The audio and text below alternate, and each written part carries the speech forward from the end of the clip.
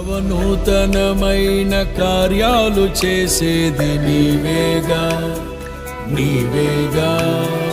అత్యున్నతమైన స్థలములపై నడిపేది నీవేగా నీవేగా. విధినే